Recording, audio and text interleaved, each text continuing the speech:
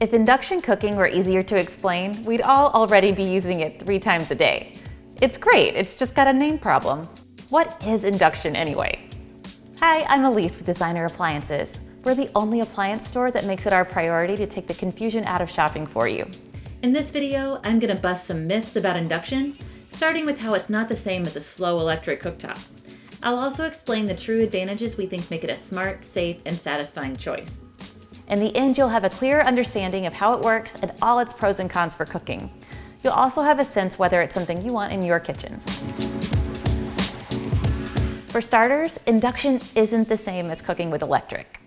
It's no wonder people mix them up. They look exactly the same. We hear from people all the time who've bought a new house or apartment and think their cooktop isn't working because it's not getting hot. But if it's induction, it's not broken. It's just not heating up the way they're used to. Why?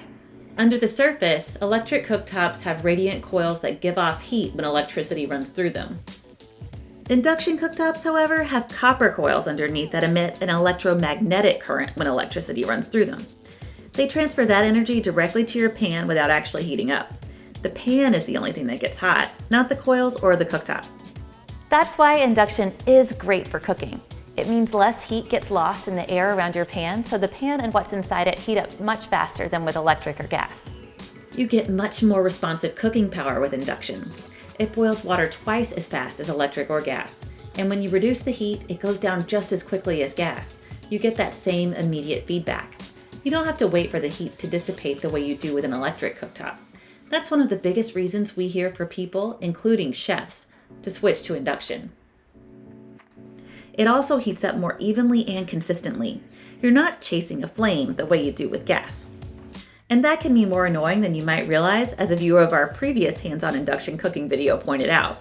If you've got a window open or a ceiling fan on, the breeze can really interfere with a gas burner. So if you're shopping for a beach house, an induction range might be the perfect choice. That's also why induction is safer than electric or gas. Nothing gets hot except the pot. So if you touch the pot, it'll be hot, but there's no open flame or chance of a gas leak. Also, it isn't going to get your kitchen hot. That's another pro for summer cooking. Before we get into everybody's biggest question, what kind of cookware do you need for induction? Let us know if you have any other questions. We'll get back to you in the comments. And while you're at it, please click to subscribe to our channel for more great appliance advice. Moving right along, induction is compatible with lots of pots and pans. They just need to have a high enough iron content and a flat bottom that connects evenly with the cooking surface. Enameled cast iron tends to work really well. Not sure if a pan will work? Try the magnet test. If a magnet sticks to the bottom, you're good to go.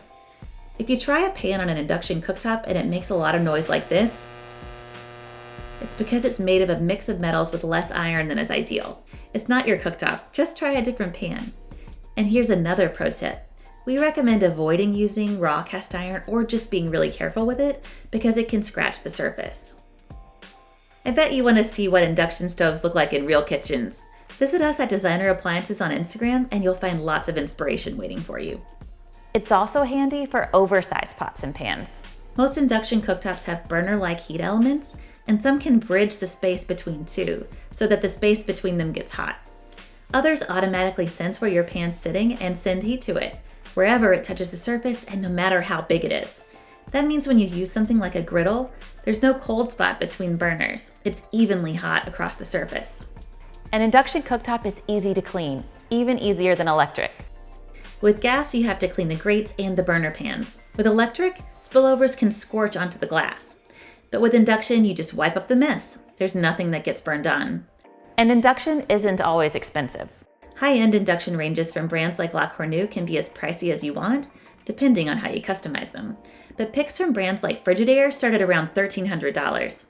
Finally, induction is ideal for people who are really into smart home technology. Induction stoves and cooktops tend to have more advanced features than gas or electric, and most of them have touchscreen controls that operate pretty much like your smartphone. That being said, it isn't convenient when your hands are greasy or oily from cooking. Instead of being able to turn a knob, you have to wipe off your hands till your fingertips register. I also wanted to address a specific question that came up in our last hands-on induction cooking video. Induction isn't safe for people who have pacemakers or other implanted cardiac devices, since the electromagnetic current can interfere. Have other questions? Leave them in the comments below and we'll post an expert answer. You'll also find links to our hands-on induction cooking video with Fisher Paykel and our roundup of the best induction stoves and cooktops on the market today. Thanks for watching.